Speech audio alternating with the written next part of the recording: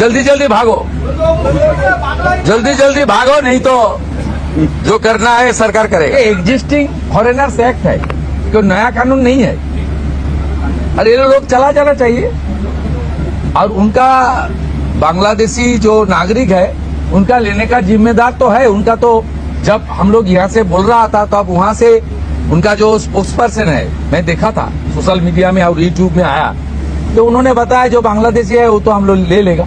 तो ये सब बांग्लादेशी है, उसको ले लेना चाहिए। लेकिन ये लोग को, पुलिस को हम लोग बता दिया जेल में भेजने का जरूरत नहीं है।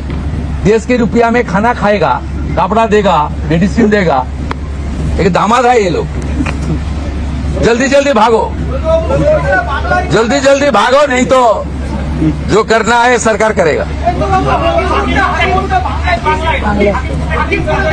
না আমি হাকিমপুর সম্পর্কে জানি না, আমি মিডিয়াতে দেখছিলাম।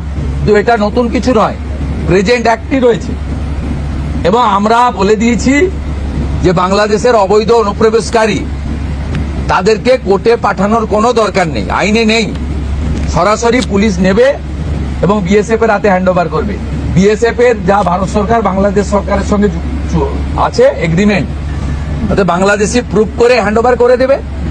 আমাদের জেলে 3 মাস 6 মাস 2 বছর রেখে আপনার চাল, আপনার ডাল, আপনার তেল, আপনার মাছ, আপনার ডিম, আপনার কাপড়, আপনার মেডিসিন ওদেরকে দেবো কেন? এটা তো ভারতীয়দেরই ক্ষতি হচ্ছে, আমাদের রাজ্যেরই ক্ষতি হচ্ছে। সেই জন্য আইনটা এতদিন ছিল ভোট ব্যাংকের স্বার্থে কেউ বা কারা ব্যবহার করেনি। আমরা ভোট ব্যাংকের বাইরে গিয়ে দেশের স্বার্থে, রাজ্যের স্বার্থে এই আইন কার্যকর করছি।